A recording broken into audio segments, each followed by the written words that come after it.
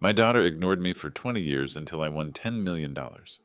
Then she invited me to her birthday party, hoping for generosity from the father she had disowned. But I had a plan to get revenge for her betrayal. When I arrived, I said, "Your present is outside," and turned her party into a nightmare. Before we continue, please subscribe to the channel and write in the comments what time it is where you are now. The sharp, insistent trill of the phone sliced through the evening calm like a blade through silk. I froze, fork halfway to my mouth, watching the gravy congeal on my meatloaf as the sound echoed through my modest kitchen. The news anchor droned on about another factory closure downtown, but all I could hear was that relentless ringing. 24 hours had passed since my television interview aired. 24 hours since I'd told the local news about winning $10 million in the state lottery. The reporter had asked about family, and I'd simply said I was alone since my wife Anne died 15 years ago. What I hadn't mentioned was the daughter who'd walked out of my life 2 decades earlier. My weathered hand trembled as I reached for the receiver. The number on the caller ID meant nothing to me, but something deep in my chest twisted with an emotion I couldn't name. "Hello?" My voice came out rougher than intended. A pause, then soft as silk and twice as dangerous. "Hi, Daddy. It's me, Lori." The fork slipped from my fingers and clattered against the plate. 20 years of silence shattered with those 4 words. Her voice carried the same musical quality I remembered from childhood, but underneath lurked something calculated, rehearsed. "Lori?" The name escaped as barely a whisper, disbelief making my throat tight. "I know it's been a long time." She paused again, the hesitation so perfectly timed it felt practiced. "I saw you on the news yesterday. Congratulations on your win." There it was. The reason for this sudden resurrection of our relationship. I gripped the receiver until my knuckles went white, legs suddenly too weak to support my weight. I sank into the kitchen chair, staring at the rain streaking down the window. 20 years, I said, the words falling flat and emotionless into the space between us. I've been thinking about calling for so long, but I was scared. Ashamed, I suppose. But seeing you on television, hearing that you're doing well. Her voice caught just slightly, a masterful touch of vulnerability. It made me realize how much I've missed you. My free hand found the edge of the table, gripping it like an anchor. The coffee in my mug had gone cold hours ago, bitter and forgotten. Outside, the March evening had turned darker, matching the storm brewing in my chest. "I want to invite you to my 40th birthday party," she continued when I didn't respond. "It's on April 7th. I'd really love to see you, Daddy. To try to make things right between us." 40 years old. My little girl was 40, and I'd missed half her life because of pride and hurt feelings. The grandfather clock in the hallway ticked away the seconds as I struggled to process this moment I'd dreamed about for 2 decades. "Your birthday?" I managed, confusion mixing with the faint stirring of hope I tried to suppress. "Yes, I live in Manhattan now. I'll text you the address after we hang up. Please say you'll come. Please." The desperation in that last word felt genuine, but 20 years of abandonment had taught me to be wary of my own wishful thinking. Still, she was my daughter, my only child. The baby girl Anne and I had rocked to sleep, the toddler who'd called me her hero, the teenager who'd been so bright and ambitious. I'll be there," I heard myself say, surprising us both. "Really? Oh, Daddy, that's wonderful. I can't wait to see you. We have so much to catch up on." After she hung up, I sat motionless in my kitchen, still gripping the receiver. The notepad beside the phone displayed her Manhattan address in my shaky handwriting, 47 characters that might as well have been coordinates to another planet. The news had moved on to weather reports, promising warmer days ahead, but I barely heard it over the thundering of my heart and the whisper of old wounds beginning to ache. I stood slowly, my joints protesting after the day's work, and walked toward the stairs. The piece of paper with her address stayed clutched in my hand as I climbed toward my bedroom, my mind reeling with questions I wasn't ready to answer. Sleep eluded me entirely. The address burned like a coal in my palm as I lay in the darkness, staring at the ceiling where streetlight shadows danced through the blinds. Every time I closed my eyes, I saw her face, not as the 40-year-old woman who'd called tonight, but as the angry 20-year-old who'd walked out of this very house. At midnight, I gave up trying. The floorboards creaked under my feet as I made my way to the living room, where cardboard boxes of photographs waited in the corner like sleeping memories. I hadn't looked through these in years, but tonight felt like the right time to torture myself. The first photo stopped me cold. Lori at her college graduation, radiant in her cap and gown, standing between Anne and me. We'd been so proud that day. Our daughter, the first in either family to earn a degree, ready to conquer the world with her business ambitions. That was 3 months before Anne died. 3 months before everything fell apart. The memory hit me like a physical blow, dragging me back to that terrible day in 2005. The funeral had been small. We couldn't afford much more. I was drowning in medical bills from Anne's cancer treatments, working double shifts at the factory just to keep our heads above water. Lori had returned from New York for the service, dressed in an expensive black suit that probably cost more than I made in a month. "Where's the money Mom left me?" she demanded the next morning, standing in this same living room with her designer suitcase already packed. My hands shook as I touched the photograph. The conversation played in my memory with crystal clarity, every cruel word etched into my soul. "Honey, there is no money. The medical bills took everything we had. More than we had?" Her face had twisted with disgust, disappointment turning quickly to anger. "You're pathetic. A factory worker who couldn't even save his wife." "Your mother loved you," I'd pleaded, desperate to reach the daughter I thought I knew. This isn't what she'd want. But Lori had already moved beyond hearing me. Her eyes swept across our modest home, the worn furniture, the patches in the wallpaper, the evidence of a life lived paycheck to paycheck, and found it all lacking. "I don't need a poor father like you," she'd said with the casual cruelty that only comes from youth and disappointment. "I'll make my own fortune. I'll have the life you could never give me." "Lori, please." The word had come out broken, desperate. She'd paused at the door, her hand on the knob, and delivered the final blow without even turning around. "Don't call me. Don't write. I'm done with this life." The front door had slammed behind her, and I hadn't heard her voice again until tonight. 2 in the morning found me surrounded by scattered photographs on the coffee table, images of happier times when we'd been a family. Lori as a baby, taking her first steps in this very room, birthday parties with homemade cakes, Christmas mornings when we'd had little money but plenty of love. The house settled around me with familiar creaks and sighs. Through the thin walls, I could hear Mrs. Patterson's television next door, some late-night movie keeping her company in her own loneliness. The radiator clanked to life, fighting off the March chill that seemed to seep through the old windows. I picked up another photo, Lori at 16, rolling her eyes at something I'd said, but smiling despite herself. When had we lost that easy affection? When had my ambitious daughter decided that love wasn't worth having if it came from poor hands?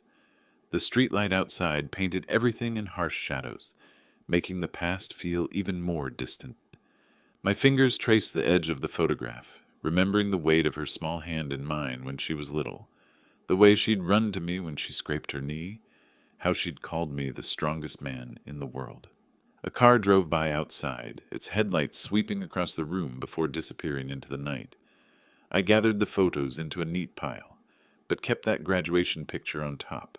We'd been so happy that day, so full of dreams for her future.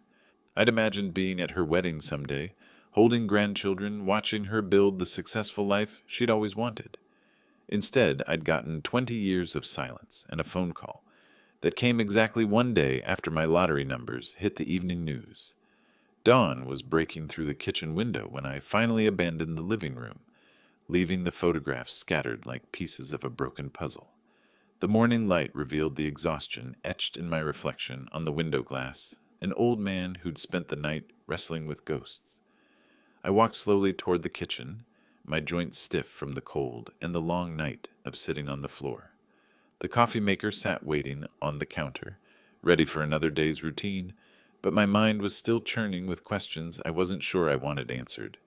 The coffee maker gurgled to life as steam rose from my mug, like the ghost of better times. April 1st had arrived with clear skies and the promise of spring, but I felt winter in my bones. My reflection in the kitchen window showed a man who'd aged a decade overnight. Stubble, wrinkled clothes, eyes red from sleeplessness. The steam reminded me of another kind of shock, one that had come exactly 1 month ago.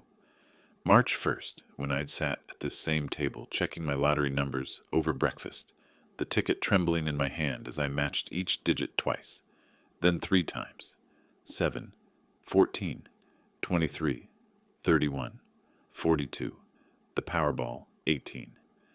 I'd stared at those numbers until they blurred, certain my tired eyes were playing tricks.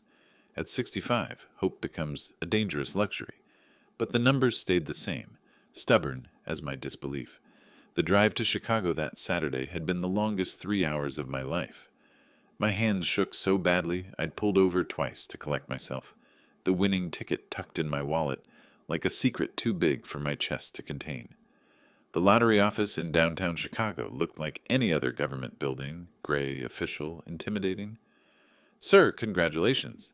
You've won $10 million. The official's words had echoed in the sterile room as I gripped the arms of my chair. After taxes, $6.2 million. More money than I'd see in 10 lifetimes of factory work. Life-changing money. But for what life? Are you certain?" I'd asked, my voice cracking like a teenager's. "Yes, sir. We verified the ticket 3 times.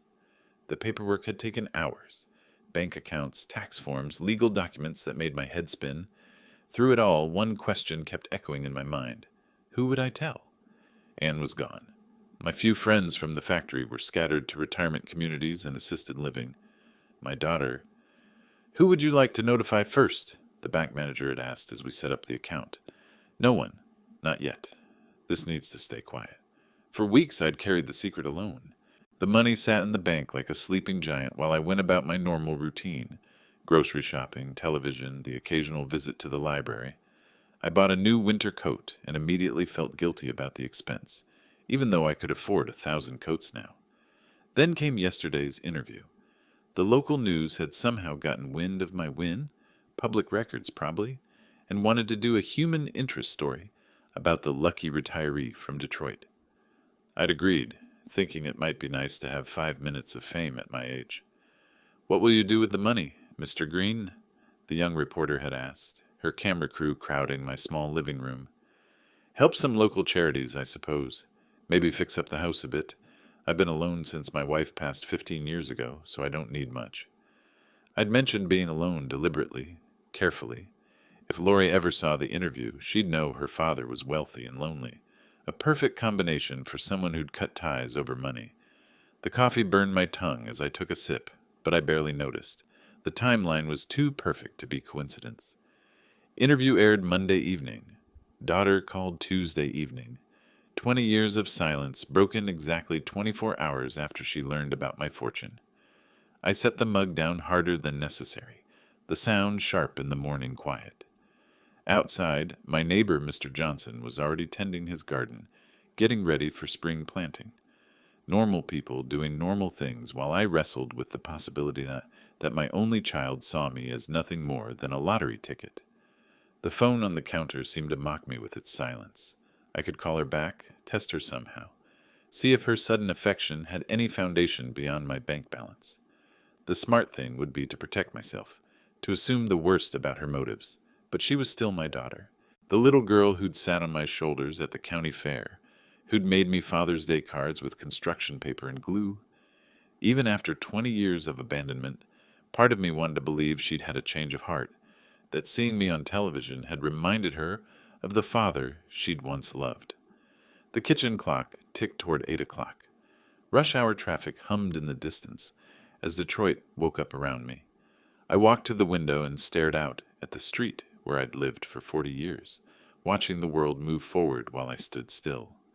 My reflection stared back from the glass, an old man holding a coffee mug, surrounded by the modest life my daughter had found so shameful. But now I had something she wanted. Now I had power. The realization settled over me slowly, like dust on an unused shelf. For the first time in 20 years, I held the cards in whatever game we were about to play. The question was whether I had the courage to deal them. I reached for the phone, my finger hovering over the buttons. Her number was still fresh in my memory from last night's caller ID. Just a simple test call, to hear her voice again, to probe gently at her motives. The morning light streamed through the window, illuminating the determination that had begun to grow in my tired eyes. The steam rising from my coffee cup reminded me of something else, the blazing studio lights from 2 days ago, March 30th, the day that changed everything, though I hadn't realized it at the time. WDIV's downtown Detroit studio had felt like stepping into another world. Chrome and glass everywhere, cables snaking across polished floors, monitors displaying my nervous face from 6 different angles. I'd arrived an hour early, clutching the lottery ticket in my sweaty palm, wearing my best light blue shirt, the one Anne had bought me for church years ago. "Mr. Green, I'm Janet Morrison. Thanks for coming in today." The news anchor's smile was practiced perfection, her makeup flawless under the harsh lighting. Behind her, a camera operator adjusted his equipment, while a studio assistant fussed with reflectors, everyone moving with choreographed precision. They'd led me to makeup first, a humbling experience for a man who'd never worn anything but aftershave. The young woman dabbing powder on my forehead chatted about the weather, while I stared at my reflection, wondering what Anne would think of her husband becoming a local celebrity. "Just be yourself," Janet had advised as we settled into the interview chairs. "Our viewers love authentic stories." Authentic. If only she knew how carefully I planned to edit mine. The red recording light blinked on, and suddenly I was performing for thousands of strangers. Janet's questions came smoothly, professionally crafted to extract maximum human interest from my unexpected fortune. $10 million. That's life-changing money, Mr. Green. What are your plans? I'd practiced this answer. Help local charities. Detroit's been good to me for 40 years. Time to give back. Any family to share this incredible joy with? Here came the moment I dreaded and anticipated. The careful omission that might, just might, reach the right ears in Manhattan. My wife passed away 15 years ago. I live alone now. The studio fell quiet, except for the hum of air conditioning. Janet's expression softened with genuine sympathy, the kind that made good television. "No children?" she pressed gently. I paused, letting the silence stretch just long enough to suggest complicated history. "That's complicated." Janet nodded knowingly, professional enough not to probe deeper into personal pain. Instead, she steered towards safer territory. My plans for the money, my advice for other lottery players, my thoughts on sudden wealth. But the damage was done. Or perhaps the invitation was sent. A wealthy widower, alone in Detroit, sitting on millions of dollars with no family to protect him or share his good fortune. Exactly the kind of target my daughter had always preferred. The photo session afterward felt surreal. Holding an oversized check while cameras flashed, grinning on command, while inside I wondered if anyone watching truly cared about my happiness or just my bank balance. The lottery officials posed beside me, everyone smiling like we were old friends instead of strangers connected by random numbers and lucky timing. Driving home in my 15-year-old pickup truck, the lottery ticket safely tucked back in my wallet, I'd felt oddly empty. Success without someone to share it with was just an expensive form of loneliness. The studio assistant had handed me a business card as I left. "Mr. Green, you'll probably get some calls after this airs. People wanting money, investment opportunities, that sort of thing. Be careful who you trust." Sound advice I should have heeded more seriously. Now, sitting in my kitchen 48 hours later, I realized that broadcast had been more than just local news. It had been a beacon, a signal flare sent up into the darkness where my daughter lived her ambitious life. And like a moth drawn to flame, she'd come circling back the very next evening. I set down my coffee cup and reached for the phone, finally understanding the game we were about to play. My finger hovered over the final digit of her number, the morning sun streaming through the kitchen window, like a spotlight on this moment of truth. Everything hinged on the next few minutes. 20 years of questions about to be answered with surgical precision. The dial tone seemed to ring forever before her voice answered, honey-sweet and calculated. "Hi, Daddy. I was hoping you'd call back." Already the performance had begun. I pulled out a notepad and pen, ready to document every nuance of her responses. "Hi, Lori. We need to talk about that television interview." A pause. Barely perceptible, but I caught it. The momentary hesitation of someone preparing their defense. "Oh, what about it, Daddy?" The endearment felt rehearsed, like dialogue from a play she'd been practicing.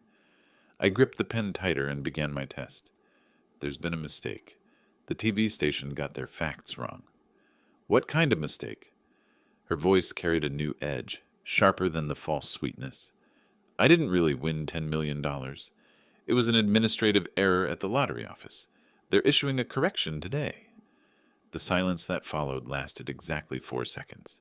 I counted them, watching the kitchen clock tick away her true nature. Then why am I wasting my time with this conversation? There it was, the real Lori Steele, stripped of pretense and revealed in all her calculating glory. No concern for my disappointment, no sympathy for the embarrassment of a public correction, just cold fury at having her time wasted on a poor father. "Excuse me." I kept my voice level, though my heart hammered against my ribs. She caught herself immediately, the mask sliding back into place with practiced ease. Oh, Daddy, that's so disappointing. You must be devastated. I'm sorry this happened to you." But the recovery came too late. I'd heard her true voice, the one that had walked out of this house 20 years ago and never looked back. "Actually, Lori, I was testing you." I let the words fall like stones into still water. "The money is real. All of it." Another pause, this one filled with calculation. When she spoke again, the artificial warmth was cranked up to maximum volume, overcompensating for her earlier slip. "Oh, Daddy, you scared me. I'm just so happy for you. $10 million, can you imagine? We'll have so much fun at my birthday party. I can't wait to celebrate your good fortune."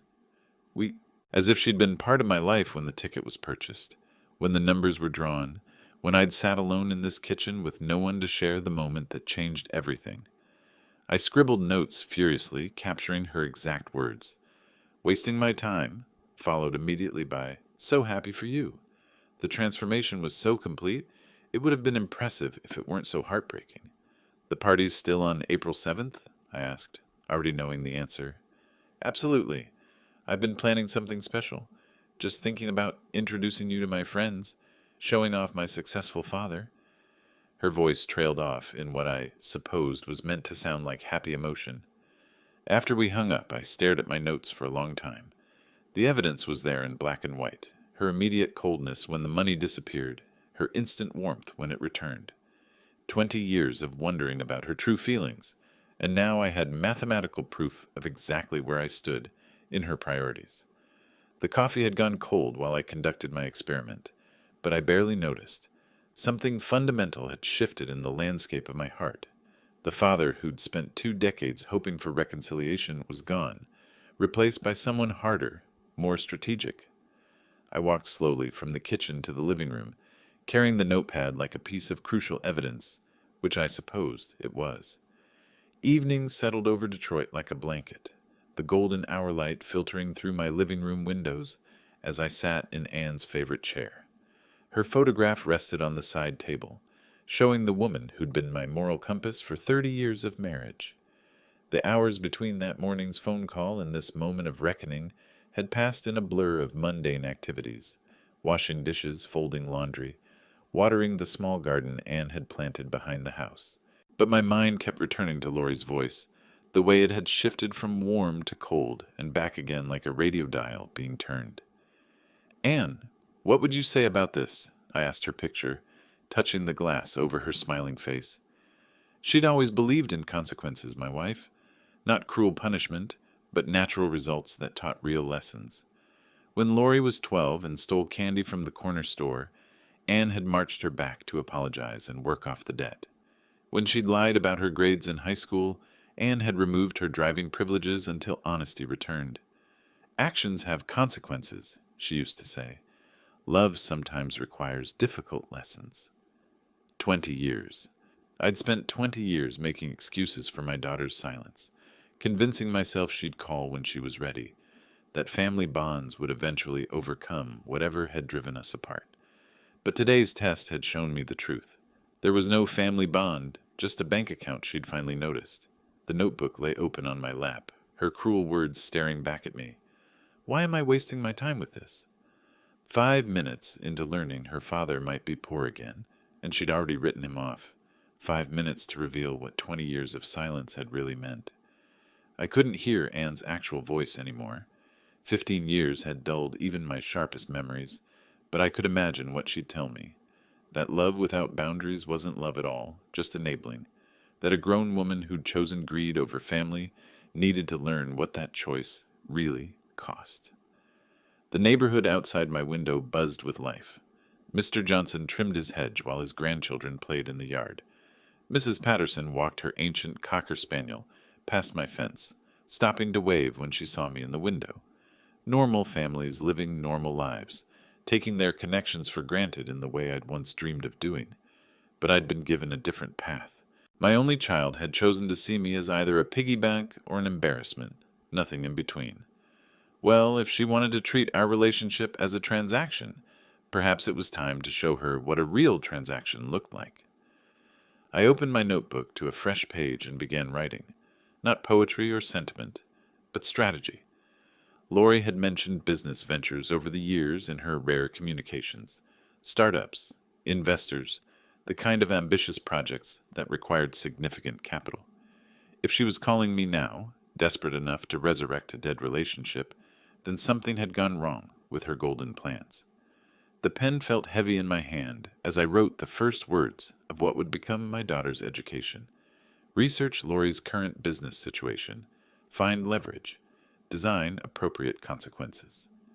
Not destruction. Anne would never approve of that. But justice. A lesson in the real cost of treating family like expendable assets. 20 years of silence had taught me patience. Now it was time to teach her something in return.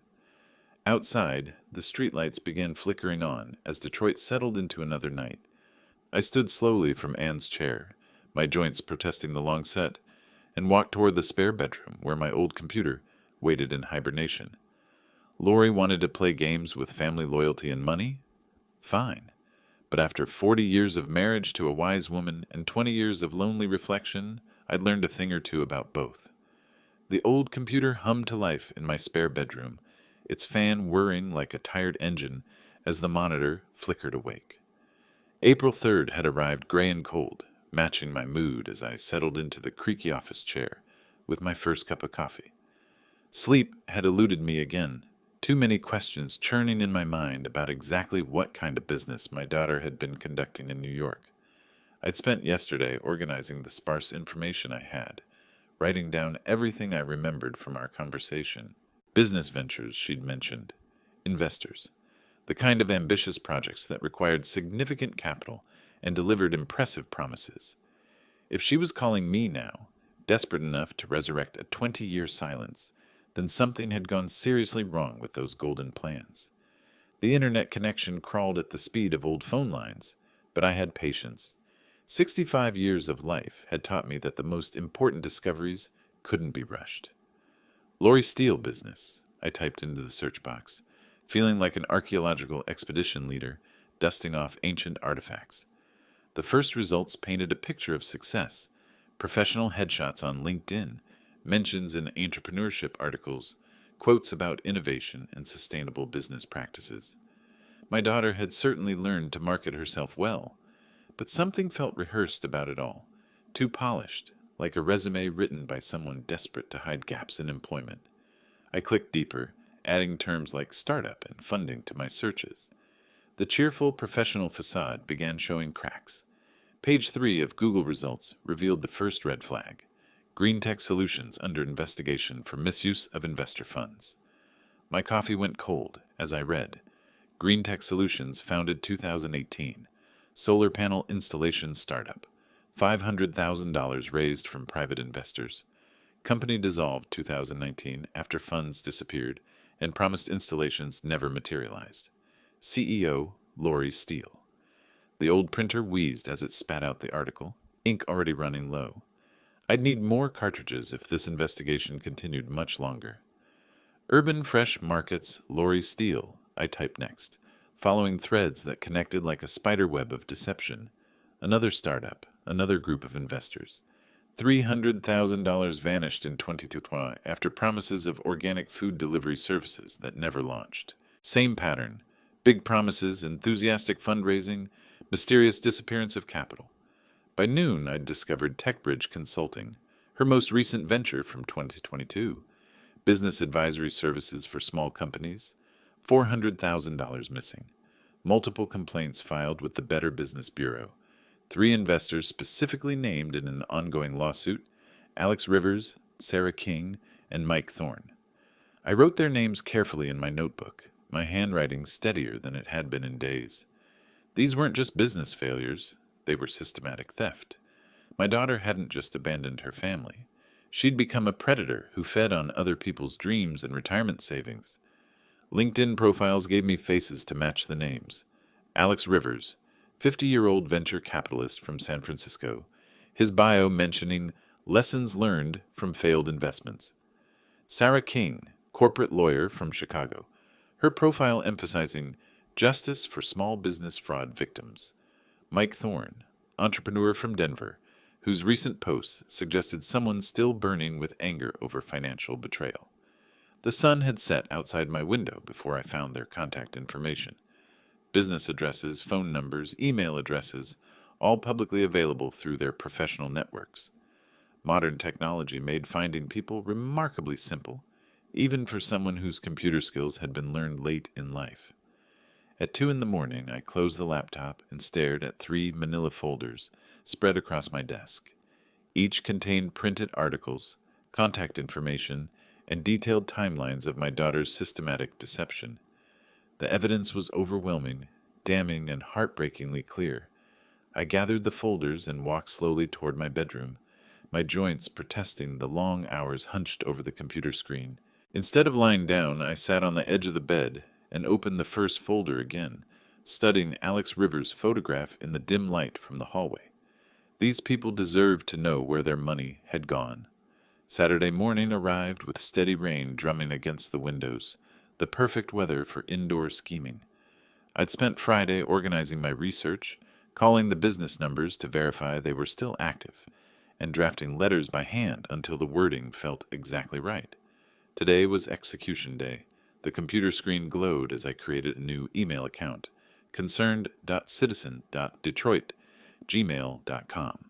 Anonymous but believable, the kind of address someone might use when sharing sensitive information about criminal activity. My fingers moved slowly across the keyboard, decades of hunt and peck typing serving me well in this moment of digital revenge. The first email went to Alex Rivers in San Francisco. Dear Mr. Rivers, I have information regarding Lori Steele's current whereabouts and activities. She will be hosting a birthday party at 847 East 73rd Street, Apartment 12B, Manhattan, on April 7th at 8 p.m. This may be your opportunity to serve legal papers or collect what she owes. I understand you lost $200,000 to her TechBridge consulting fraud. Multiple other investors will likely be interested in this information. A concerned party who believes in justice. I attached copies of the news articles I'd printed, creating a digital evidence package that would leave no doubt about Lori's pattern of behavior.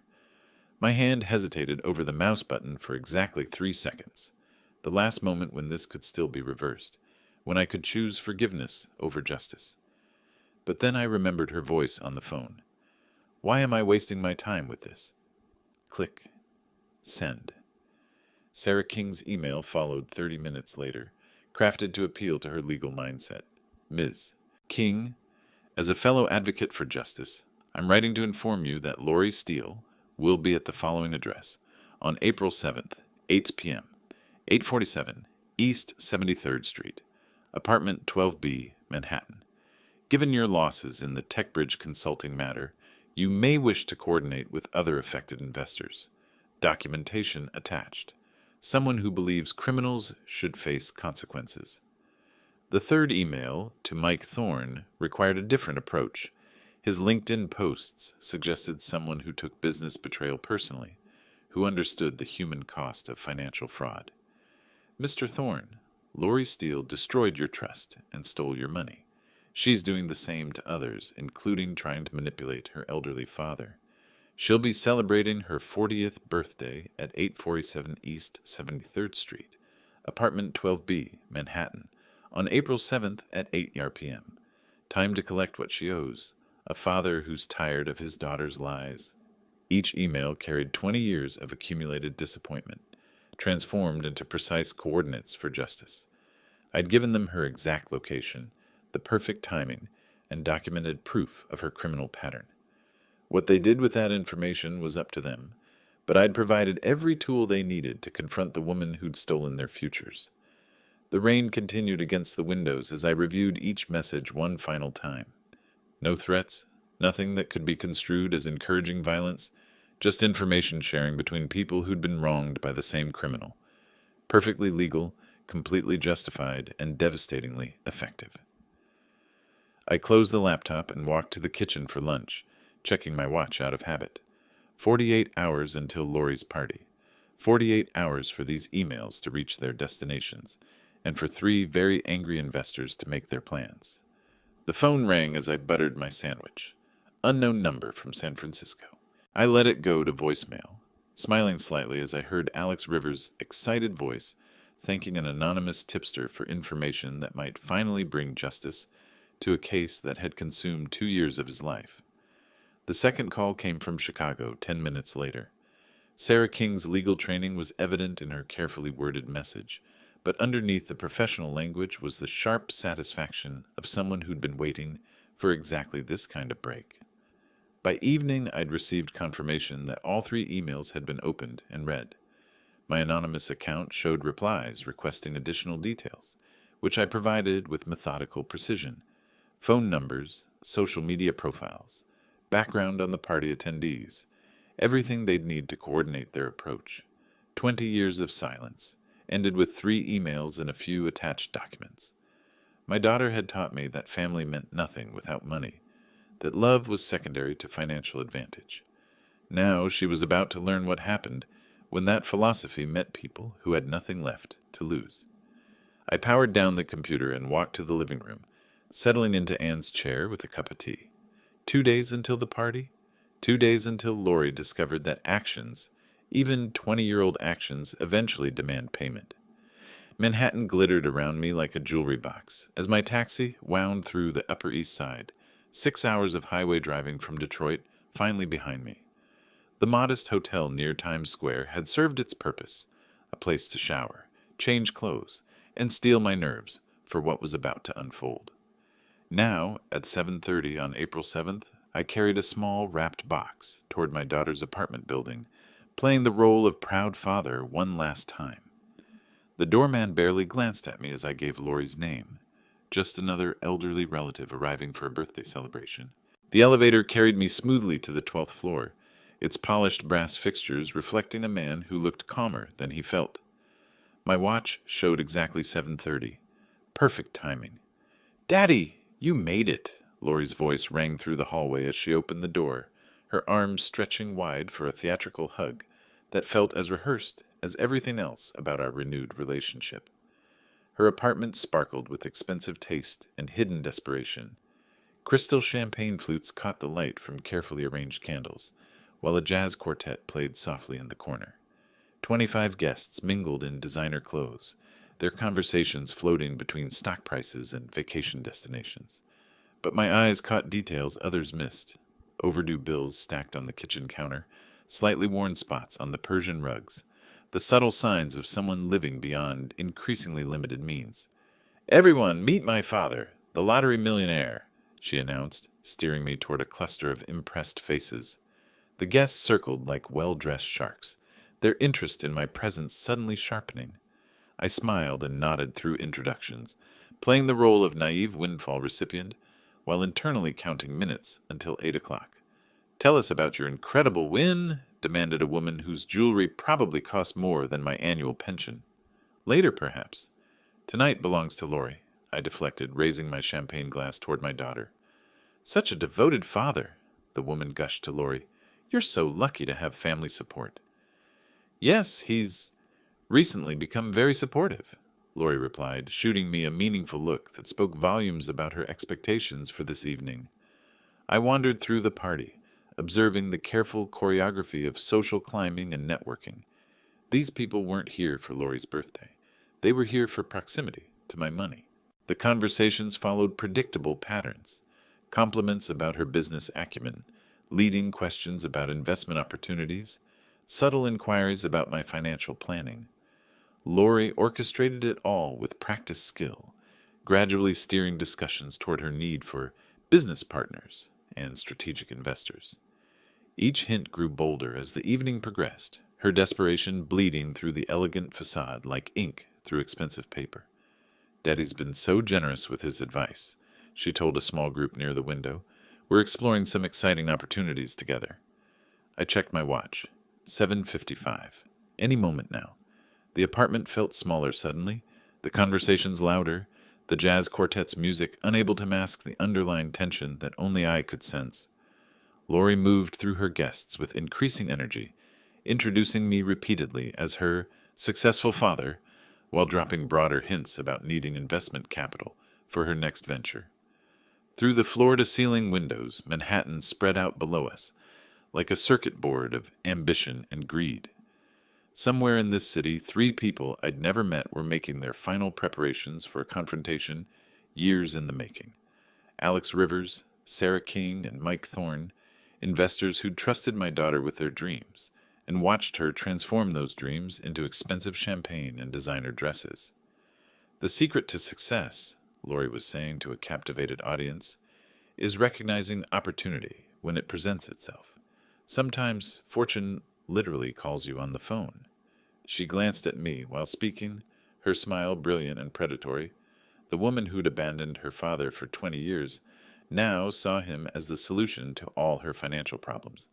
The irony was so perfect, it almost made me laugh. 7:58. I moved closer to the entrance, positioning myself where I could watch both the door and Lori's face, when her past finally caught up with her present. 8 o'clock arrived with the sharp sound of the doorbell cutting through jazz music and champagne-fueled conversation. Lori paused mid-sentence in her pitch to a potential investor, her champagne glass freezing halfway to her lips. "I'll get it," she called brightly, but I caught the slight furrow in her brow, the look of someone who wasn't expecting additional guests. As she walked toward the door, heels clicking confidently on marble floors, I took a sip of champagne and savored the moment. 20 years of questions were about to be answered. 20 years of silence were about to end with considerably more noise than either of us had anticipated. The doorbell's sharp sound cut through the party chatter like a blade through silk, but Lori barely paused in her pitch to the distinguished gentleman beside me. She'd been building momentum for the past 10 minutes, weaving tales of investment opportunities that required strategic partnerships with experienced financial advisors.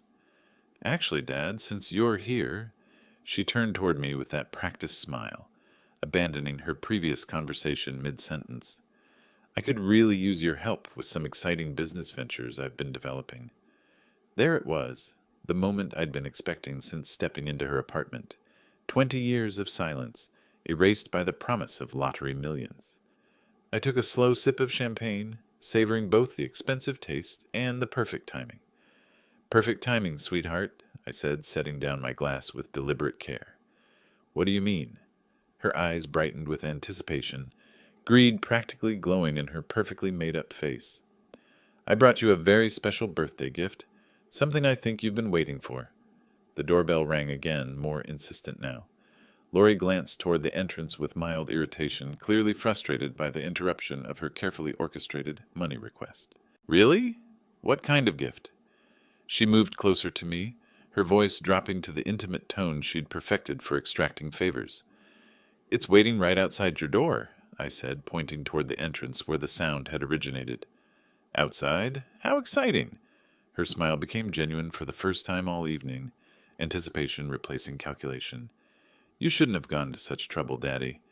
The endearment felt like sandpaper against my ears, but I maintained my expression of paternal affection. Around us, her guests continued their conversations about market trends and vacation properties, blissfully unaware that their hostess was about to face the reckoning of her lifetime. Lori practically skipped toward the door, her heels clicking against the marble floor with the rhythm of someone expecting wonderful news.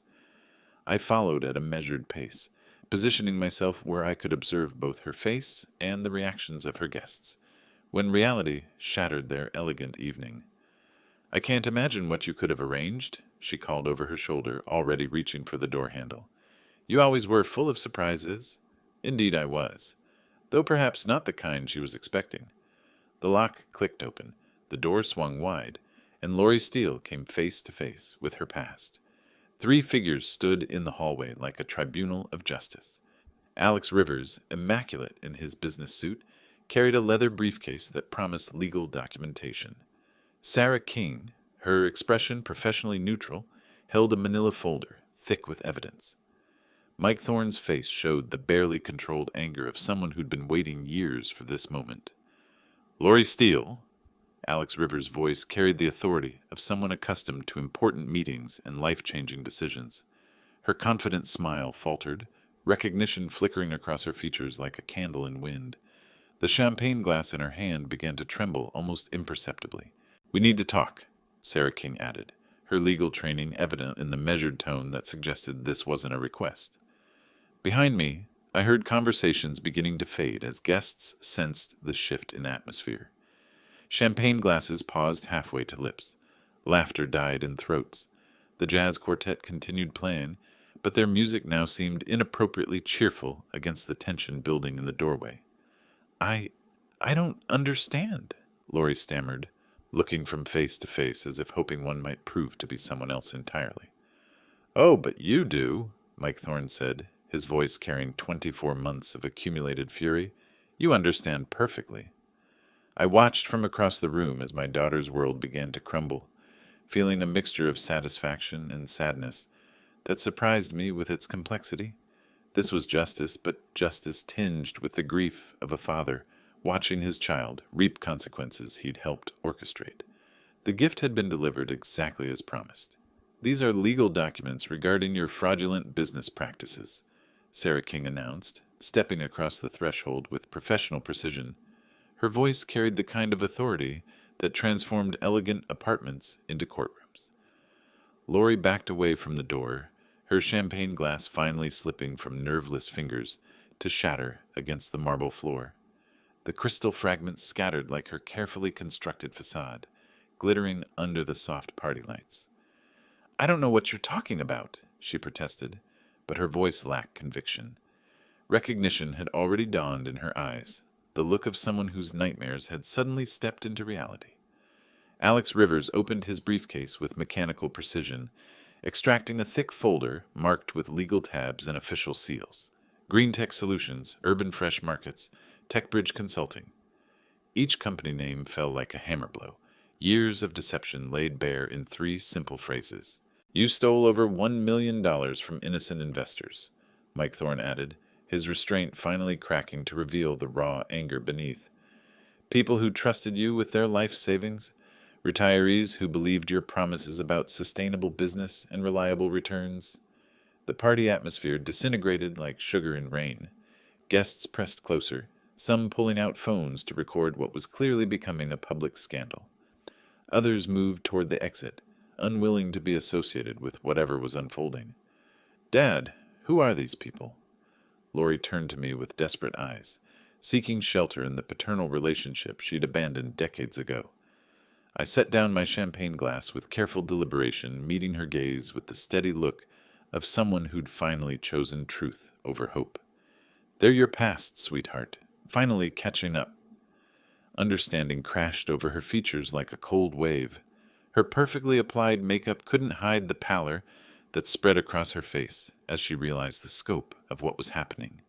"You did this? You brought them here? Happy birthday, Lori?"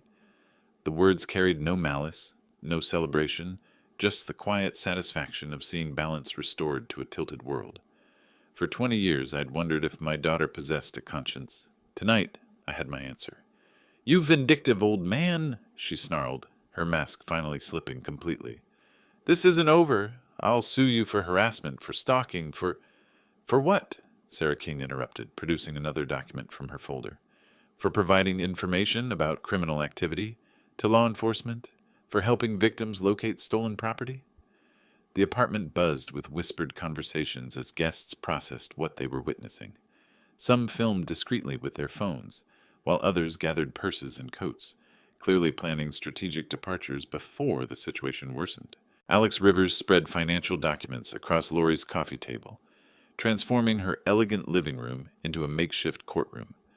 Bank statements, fraudulent contracts, email trails, evidence of systematic theft laid out between champagne glasses and birthday decorations. $1.2 million, he announced to the room. That's the current total of verified losses from your business ventures. This doesn't include interest, damages, or the emotional distress you've caused dozens of families. We filed criminal complaints with the FBI, Sarah King added, producing official letterhead documents. Federal wire fraud, securities violations, interstate transportation of stolen property. The charges are already being processed. Mike Thorne leaned forward, his voice dropping to a whisper that somehow carried more menace than shouting. You took my daughter's college fund, money I'd saved for 15 years, working double shifts so she could have opportunities I never had. Lori looked around the room desperately, seeking allies among people who'd been impressed by her father's lottery win just minutes earlier. But the guests who'd crowded around for introductions now maintained careful distance, social survival instincts overriding any temporary associations. This is all fabricated, she declared, but her voice cracked on the words. You can't prove anything.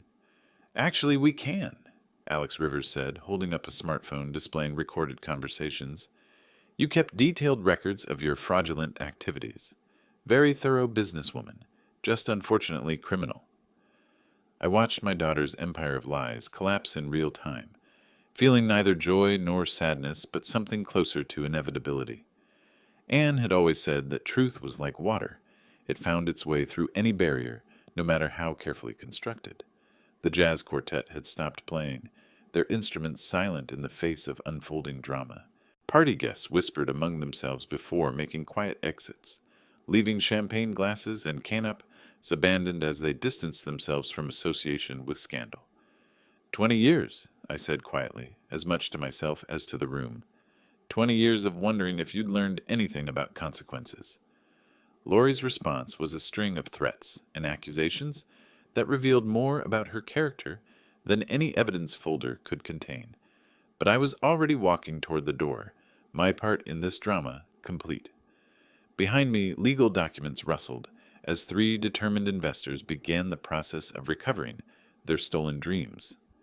The drive back to Detroit took 6 hours through gray April weather that matched my mood, neither celebratory nor regretful, but something closer to resolution.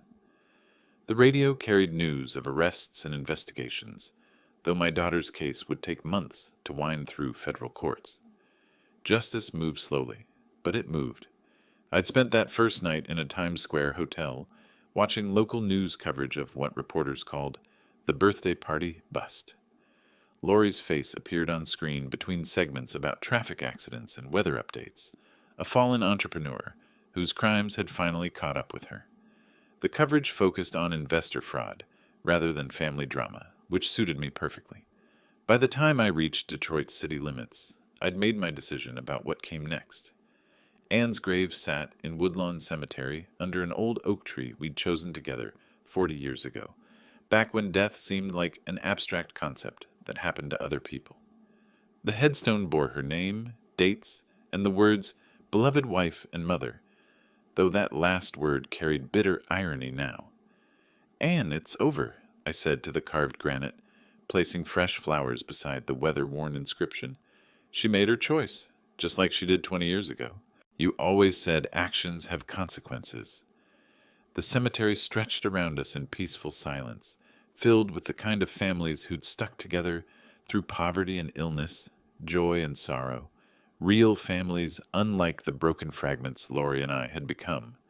The money, I continued, touching the cold stone where her name appeared in permanent letters. Let's use it the way you would have. Help families like we used to be. 3 days later, I sat in the First National Bank's conference room, signing documents that established the Anne Green Memorial Fund for working families. $2 million of lottery winnings, dedicated to helping Detroit families navigate medical crises and financial emergencies, the kind of problems Anne and I had faced during her illness, when choosing between rent and chemotherapy had nearly destroyed us. The first recipients were a young couple whose son needed heart surgery, a grandmother raising 3 children while battling diabetes, and a veteran whose disability benefits couldn't cover both medication and housing. Families facing the same impossible choices we'd confronted 15 years ago, when hope seemed as expensive as proper medical care. "Mr. Green," the bank president said as we concluded the paperwork, "this is incredibly generous. Your wife would be proud." She would have been. Anne had always believed that money was meant to flow like water, not to be hoarded but to nourish whatever it touched. Laurie had seen wealth as something to accumulate and display, but Anne understood it as a tool for healing broken situations. The community center where Anne had volunteered during her final years became the foundation's headquarters. The same building where she'd taught literacy classes and organized food drives now housed offices where families could apply for emergency assistance. Her photograph hung in the main hallway, smiling at visitors who came seeking help rather than handouts. "Mrs. Chen," I said to the single mother whose daughter needed insulin, "the foundation will cover your medical expenses for the next 6 months. Focus on your family, not the bills." "Mr. Rodriguez, your foreclosure has been prevented. The foundation will assist with mortgage payments until your disability case is resolved." "Mrs. Washington, your grandson's trade school tuition is paid. He can start classes next month." Each check I signed carried Anne's memory forward, transforming lottery luck into genuine hope for families who'd exhausted other options. The money that might have gone to Laurie's continued fraudulent schemes instead supported honest people facing honest struggles. Evenings found me at the community center, teaching basic computer skills to job seekers and helping families navigate complex assistance programs. The work felt familiar. Anne and I had been poor long enough to understand the maze of bureaucracy that accompanied financial crisis. My phone rang as I locked up the center one evening in late April, 3 weeks after the birthday party that had changed everything. The caller ID showed a number I didn't recognize, but the voice belonged to Mike Thorne. "Mr. Green, I wanted to thank you. The FBI recovered 40% of what she stole from us. Not everything, but enough to start over."